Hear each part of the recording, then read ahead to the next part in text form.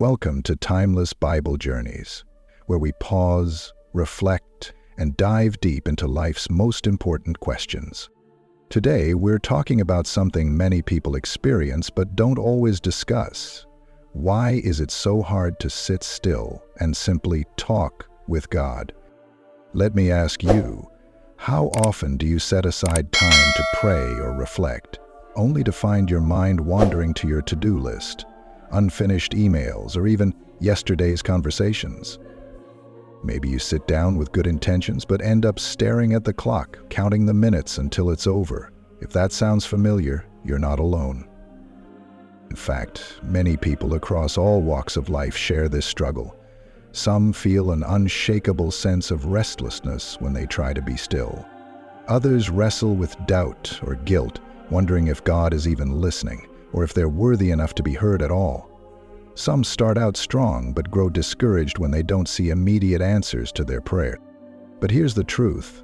Prayer isn't meant to be complicated or intimidating. It's not a performance where you need to say all the right words or get everything just right. Instead, it's an invitation to step away from the noise, be honest with yourself, and connect with the one who knows you best. And that's what we'll explore together today. Why does prayer sometimes feel more like a struggle than a comfort? Why do we feel disconnected when all we want is closeness?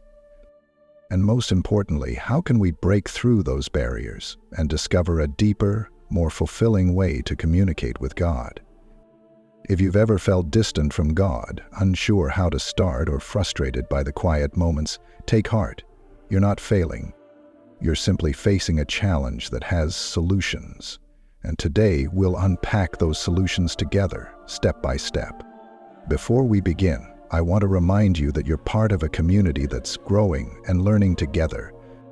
If this message resonates with you, please like this video, subscribe to the channel, and share it with someone who might need a little encouragement. We'd love to hear your thoughts in the comments. Every story and insight matters here. Now, take a deep breath. Set aside the distractions for a few moments. You're here for a reason. Let's journey together into the heart of prayer, discovering what it means to sit, be still, and simply talk with God. The noise of modern life. Let's be honest, life today is noisy. From the moment we wake up, we're bombarded by notifications, emails, messages, and news updates. Our phones buzz with reminders, social media tempts us with endless scrolling, and even our homes hum with background noise from TVs, music, or conversations. It's no wonder that when we finally sit down to pray or reflect, our minds feel anything but quiet. In today's fast-paced culture, silence can actually feel uncomfortable. We're so used to constant stimulation that the absence of noise can seem unnatural, almost eerie. Think about it. How often do we fill even small pockets of time with distractions? Standing in line, we check our phones. Sitting in traffic, we turn on a podcast or some music. Those moments of quiet used to be spaces where our minds could wander, breathe, and reflect. Now, they're often just another chance to consume more information. The result is a mind that's rarely still. When we sit down to pray, instead of peace, we may experience a flood of thoughts and distractions. Suddenly, we're thinking about the groceries we forgot to buy, the email we didn't send, or an awkward conversation we had earlier. This is a sign of failure. It's simply a reflection of how overstimulated our lives have become. But here's the good news. Prayer invites us to reclaim those moments of stillness. It reminds us that we don't have to be on all the time, constantly producing, consuming, or reacting. Instead, we can step away from the chaos and find rest in God's presence. However, developing this kind of stillness takes intentionality. You wouldn't expect to run a marathon without training, and the same goes for prayer. We need to train our hearts and minds to slow down. One simple way to start is by creating small moments of silence throughout your day. Pause for a few seconds before checking your phone, or spend just 2 minutes in quiet reflection before you rush into your next task. These small pauses help your mind grow more comfortable with silence and stillness, preparing you for deeper times of prayer. Another way to quiet the noise is to create a sacred space, even if it's small. Whether it's a favorite chair, a quiet corner, or a spot in the park, having a dedicated place for prayer can help signal to your mind, this is a time for stillness. Ultimately, the noise of modern life may never completely go away, but you don't need to wait for the world to quiet down before you seek God. Instead, invite Him into the midst of the noise. With practice, you'll find that even in a busy, noisy world, it's possible to carve out moments of peace. And in those moments, you'll discover that God has been waiting for you all along. Feelings of unworthiness. Another reason it can feel hard to sit and talk with God is the weight of unworthiness we often carry. Have you ever found yourself thinking, "Who am I to come before God? I've messed up too much." Maybe you've felt that your past mistakes, failures, or struggles disqualify you from having an honest conversation with Him. This sense of shame and inadequacy can feel like a wall between you and God, making prayer seem more like a confrontation with your guilt than a moment of grace. But here's an important truth. God doesn't expect perfection. He knows you better than anyone else, your strengths, weaknesses, fears, and flaws, and He still invites you into His presence with open arms. The feeling of unworthiness doesn't come from Him. It comes from the stories we tell ourselves and the weight we carry from past regrets. Consider the story of the prodigal son. He squandered everything: money, time, relationships. And when he reached at his lowest point, he thought, "I don't deserve to be called a son anymore. Maybe I can come back as a servant." But what happened when he returned home? His father didn't even let him finish his rehearsed apology. He ran to him, embraced him, and celebrated his return. That story is a powerful reminder that God's love isn't something we earn, it's something freely given. If you've been holding back from prayer because you feel too broken or unworthy, remember that God isn't standing there with a checklist of your mistakes. He's waiting not with condemnation, but with compassion. However, overcoming these feelings of unworthiness requires a shift in perspective. Start by being honest with God. Prayer doesn't have to begin with perfect words. It can begin with something as simple as, "God, I'm struggling to believe you want to hear me right now." When we open up about our doubts and insecurities, we invite God into those tender spaces, and that's where healing begins. It's also helpful to remember that none of us are alone in these feelings. Many of the people we admire in faith, like Moses, David, and Peter, struggled with their sense of worth. Moses doubted he was good enough to lead. David, after his failures, cried out to God in shame. Peter denied Jesus 3 times and wept bitterly in regret. Yet, God used each of them in extraordinary ways, not because they were flawless, but because they were willing to return to Him, even after falling. When you bring your feelings of unworthiness to God, you're not reminding Him of something He doesn't know. You're giving Him a chance to remind you of His grace.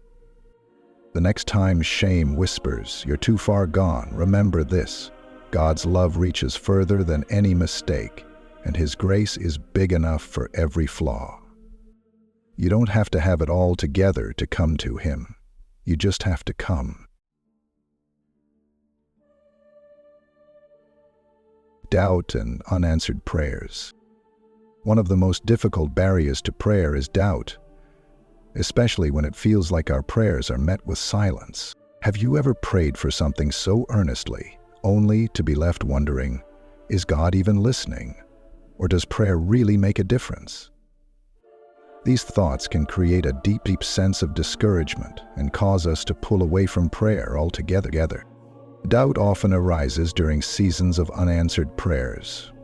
Maybe you've prayed for healing that didn't come, a job opportunity that fell through, or a relationship that wasn't restored. When our expectations don't align with reality, it's easy to assume that God is distant, indifferent, or even absent. But doubt doesn't make you a bad Christian. It makes you human. Even some of the strongest figures in the Bible wrestled with doubt. Take Job, for example. He lost everything, his health, family, and livelihood, and cried out to God in confusion and pain. He didn't understand why his prayers seemed to go unanswered, or consider the disciples who were terrified during the storm while Jesus slept. They shook him awake and asked, "Don't you care that we're drowning?" These stories remind us that doubt isn't the end of faith. It's often the beginning of deeper trust. So, what do we do when doubt creeps in and unanswered prayers shake our faith? The first step is to be honest with God. Prayer doesn't have to be polished or filtered. You can say, "God, I don't understand. I feel hurt and confused." The Psalms are filled with examples of raw, vulnerable prayers. David often cried out in frustration, asking, "How long, O Lord?" Yet even in his questions, he remained in conversation with God. The second step is to reframe what unanswered really means. Sometimes silence isn't a no, it's a not yet, or even a "there's something better."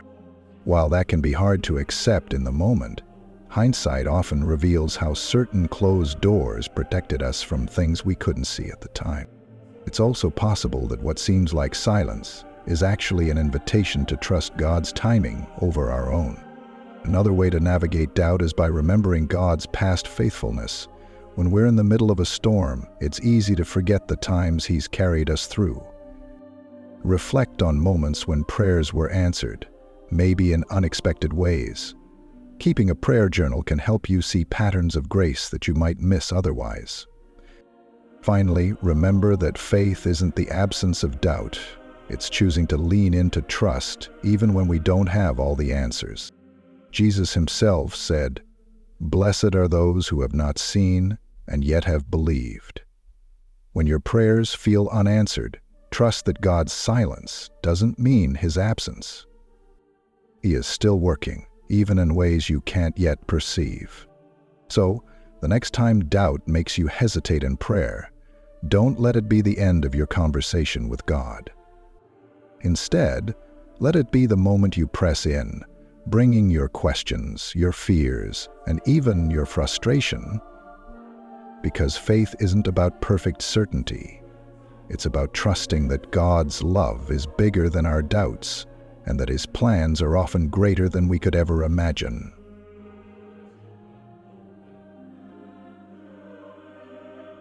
Spiritual dryness.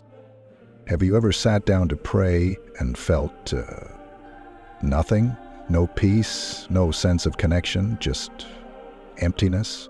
This is what many call spiritual dryness, and it's one of the hardest experiences in any faith journey. Spiritual dryness can make prayer feel like a chore rather than a refuge, leading you wondering, why do I feel so distant from God? Has He forgotten me? First, it's important to know that spiritual dryness isn't a sign that something is wrong with you or your faith. In fact, some of the greatest spiritual leaders in history have walked through long seasons of spiritual drought. Mother Teresa, for example, famously wrote about feeling distant from God for years, yet she remained faithful in her mission of love and service. Spiritual dryness is not abandonment, it's often a test of perseverance, an invitation to deepen our trust when we no longer feel that emotional reassurance. There are many reasons spiritual dryness can set in. Sometimes it's caused by external circumstances, meditation on a busy street, stress at work, emotional burnout, grief, or even physical exhaustion. Other times, it's a natural part of growing in faith.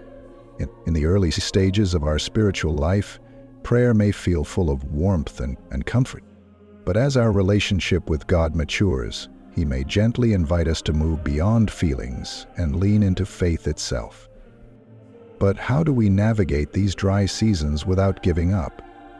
The first step is to keep showing up. Just because you don't feel something doesn't mean God isn't present. In fact, faith often grows stronger when we choose to trust Him despite our feelings. Think of it like watering a seed planted in dry soil. You may not see growth right away, but that doesn't mean nothing is happening beneath the surface.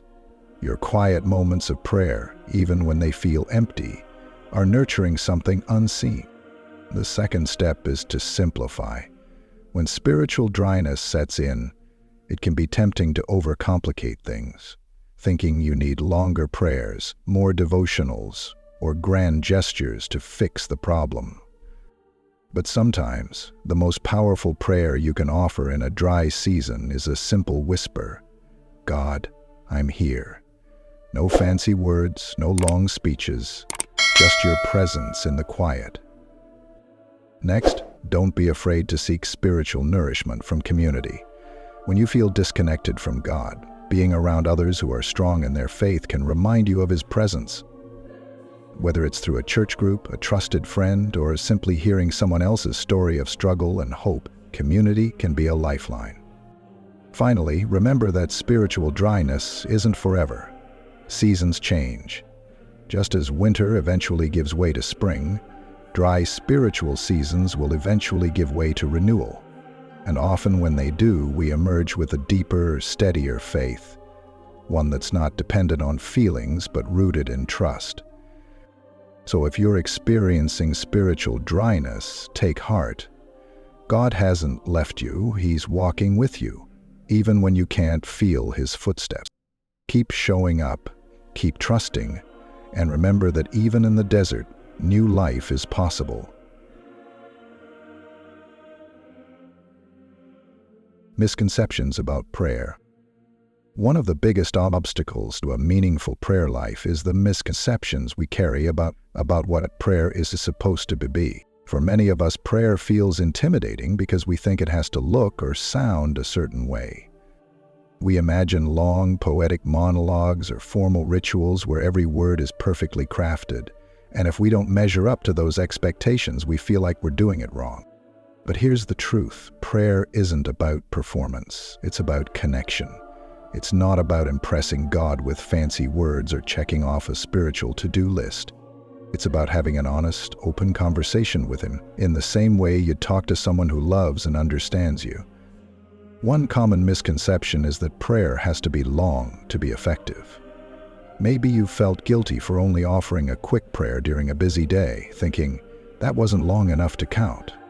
But Jesus Himself reminded us in Matthew 6:7 not to babble on like the pagans who think their prayers will be heard because of their many words.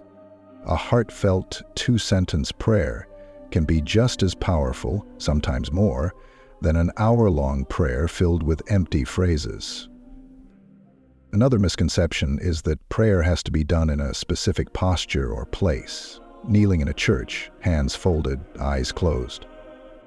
While those traditions can be meaningful, they're not required. You can pray in your car during your morning commute, on a walk, or while sitting quietly at home. God isn't confined to a specific space, and neither is your conversation with Him. Many people also believe that prayer needs to sound formal or holy, filled with religious language. But prayer doesn't have to sound like King James English. You don't have to say thee and thou, or speak in an elevated tone. In fact, some of the most powerful prayers in the Bible were simple and raw. When Peter was sinking in the water, he didn't recite a formal speech. He cried out, "Lord, save me." God doesn't require eloquence. He values authenticity. There's also the misconception that prayer only works if we feel something powerful in the moment, like peace, joy, or an emotional connection. But feelings aren't the measure of a successful prayer. Sometimes prayer feels quiet, even uneventful. That doesn't mean it's ineffective. Prayer isn't about manipulating our emotions, it's about building a relationship. Just like in human relationships, some conversations are profound and some are ordinary. What matters is consistency and honesty. Finally, some people believe that if their prayers aren't answered the way they hoped, they must not have prayed correctly. But prayer isn't a formula where the right words guarantee a specific result. It's about surrender, trusting that God sees what we cannot and answers according to His perfect will. The next time you feel unsure about your prayers, remember, God isn't waiting for perfection. He's waiting for you. Whether it's a whispered thank you or a tearful help me, every prayer is heard and every prayer matters. Let go of the misconceptions and embrace the simplicity of prayer. It's not about how you pray, it's about who you're talking to.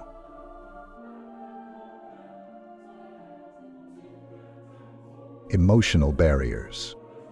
One of the most overlooked reasons prayer feels difficult is the emotional baggage we carry. Anger, guilt, resentment, fear, and even grief can act like walls between us and God, making it hard to open our hearts in prayer.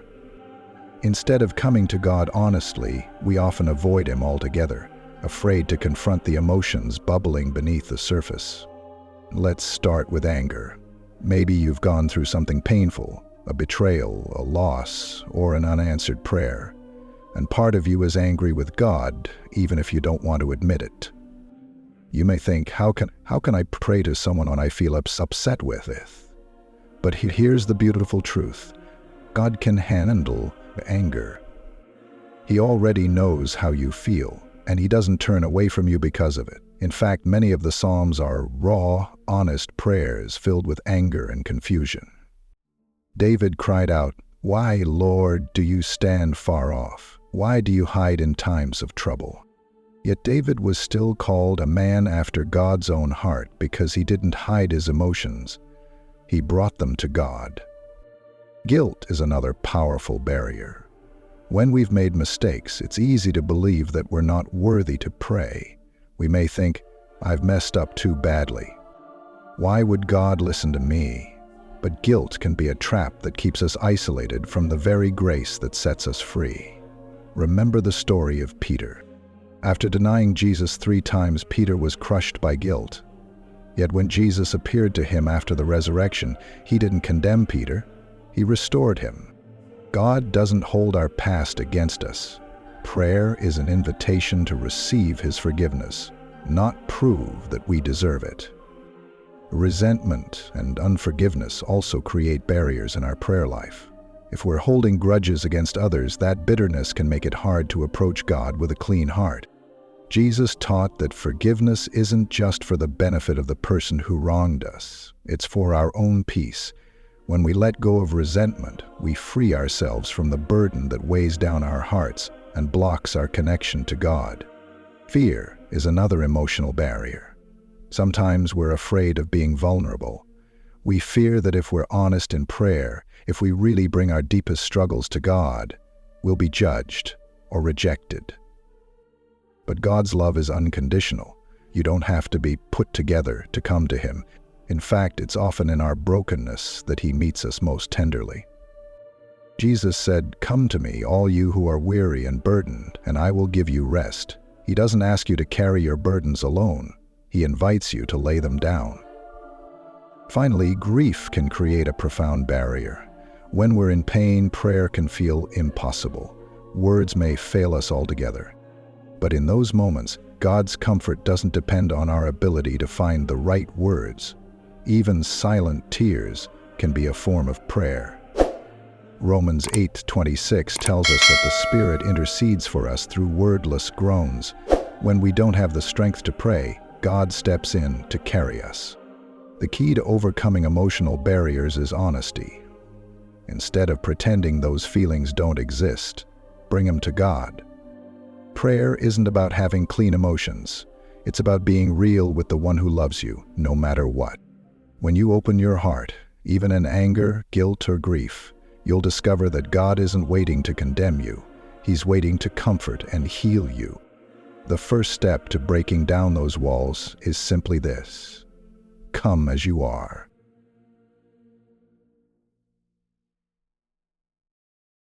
Inconsistency and routine. One of the most common reasons prayer feels difficult is inconsistency. It's easy to fall into a pattern of sporadic prayers, praying when things get tough or when we're especially inspired, but neglecting prayer during ordinary days.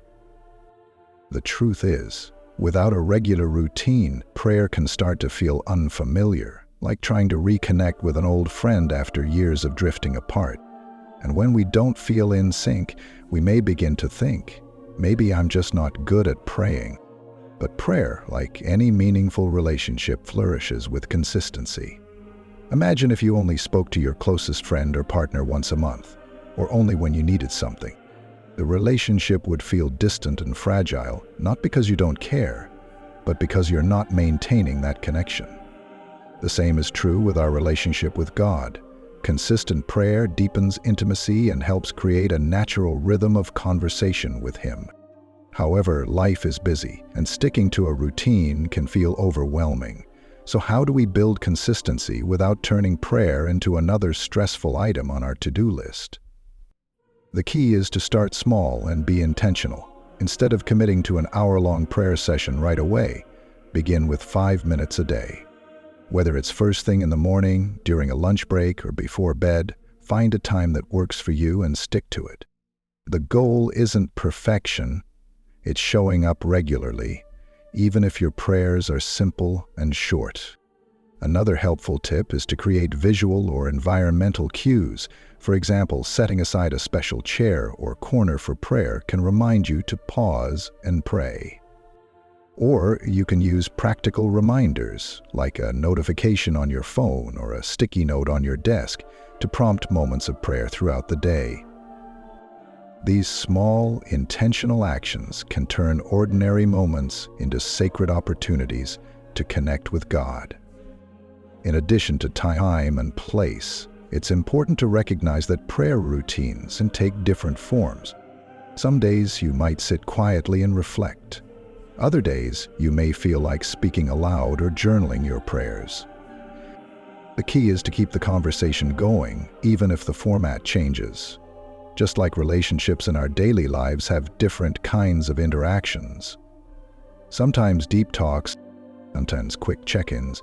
Our prayer life can adapt to where we are emotionally, spiritually, and mentally.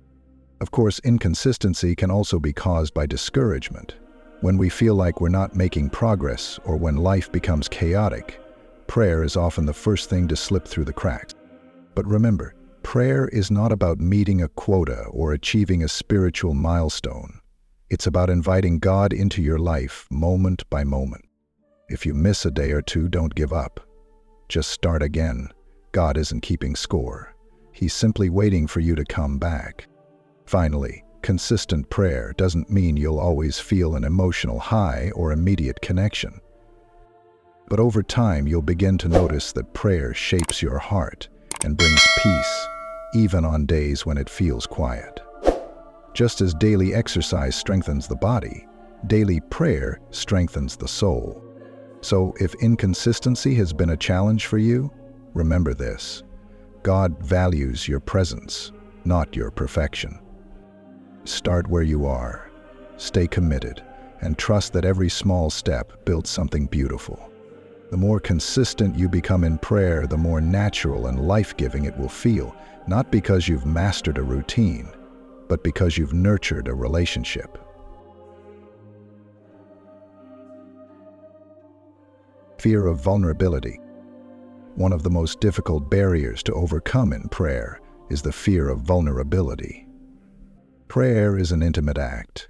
It's not just about saying words, but about opening your heart, exposing your deepest thoughts, fears, and desires to God.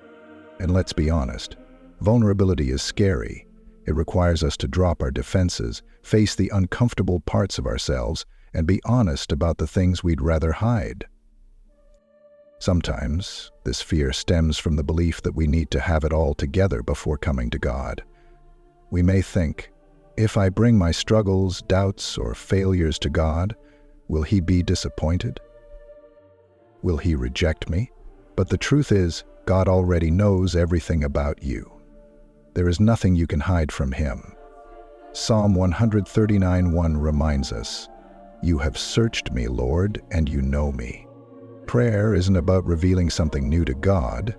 It's about trusting Him enough to bring your whole self into His presence, knowing that you'll be met with love, not judgment. Another reason vulnerability feels difficult is the fear of confronting painful emotions. Maybe you're afraid that if you open up in prayer, The hurt or grief you've been holding back will overwhelm you. But avoiding those feelings doesn't make them disappear. It just prolongs the healing you desperately need. Prayer is a safe space to process your pain with God, who promises to walk with you through every storm. Jesus himself said, "Come to me, all you who are weary and burdened, and I will give you rest." Rest doesn't come from avoidance, it comes from surrender. Fear of vulnerability can also come from past wounds. Perhaps someone you trusted hurt you when you opened up, and now it's hard to believe that God won't do the same. But God's love is different from human love. It's constant, unwavering, and unconditional.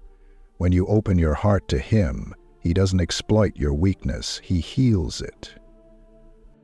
So, how do we overcome the fear of vulnerability in prayer? It starts with taking small steps. You don't have to pour out everything all at once. Begin with a simple, honest sentence. God, I'm struggling to open up to you. This first step of honesty is an act of faith, a way of inviting God into your fears instead of hiding from Him. It's also important to remember that vulnerability doesn't make you weak. It makes you real. Jesus himself modeled vulnerability in the Garden of Gethsemane. He cried out in anguish, "My soul is overwhelmed with sorrow to the point of death." He didn't hide his fear or pain from the Father. Instead, he brought it fully to God and found the strength to endure what lay ahead. Finally, remind yourself that vulnerability in prayer isn't about fixing yourself before you come to God. It's about coming to Him as you are and letting His grace do the work of transformation. You don't need to be perfect. You just need to be present. When you let go of the fear of vulnerability, prayer becomes more than a ritual. It becomes a refuge. It's where you can bring your whole heart with all its scars and dreams and know that you are fully seen, fully known, and fully loved. So take the step, however small, and allow yourself to be vulnerable with God. You may be surprised to find that in your openness, there is freedom and healing.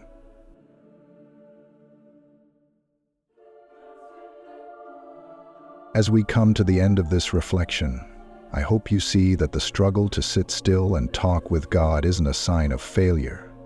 It's an invitation to growth. Every barrier we've discussed, whether it's distractions from modern life, feelings of unworthiness, unanswered prayers, spiritual dryness, misconceptions about prayer, emotional wounds, inconsistency, or the fear of vulnerability, can be overcome, one small step at a time. At the heart of it all, prayer isn't about saying the perfect words or performing spiritual rituals. It's about relationship. It's about being real with the one who knows you completely and loves you unconditionally. God isn't expecting you to have everything figured out before you come to Him. He's not measuring your worth by how long or how eloquent your prayers are. He simply wants you to show up, just as you are, in the middle of your joys and your messes. Think of prayer as an ongoing conversation with a close friend. There will be days when the words flow easily, and there will be days when you sit in silence, not knowing what to say. Both moments matter, and what's important is your presence, your willingness to show up and be honest. Over time, as you build that consistency and lean into trust, the walls that once felt unbreakable will begin to crumble. Remember that spiritual connection is like any relationship. It takes patience, grace, and time. Just as you wouldn't abandon a friendship after one awkward or quiet conversation, don't give up on your prayer life when it feels dry or difficult. Keep returning to God, even with your doubts, distractions, and weariness. His love for you is steadfast, unchanging, and deeper than any obstacle you face. When prayer feels overwhelming, start small. Begin with a whisper, "God, I'm here." Sit in silence and breathe. Let your heart speak without fear of judgment. And when words don't come, remember that the Holy Spirit intercedes for you, carrying your deepest longings to God in ways that surpass language. In moments when you feel distant or discouraged, Remind yourself that God's silence doesn't mean His absence. He is present even in the quiet, working in ways you can't yet see. Sometimes, the very stillness that feels uncomfortable is where the greatest peace is born. So, as you go forward, I encourage you to embrace prayer not as a task, but as a gift, a space to be known and loved, a place to find peace in the middle of the noise, and a reminder that you are never alone, no matter how messy or complicated life gets. If this message spoke to you, please like, share, and comment below. We'd love to hear your story and walk with you in your journey of faith. Thank you for being here with us at Timeless Bible Journeys. Remember, no matter where you are today, you can always begin again. Until next time, may you find strength in stillness and grace in every prayer.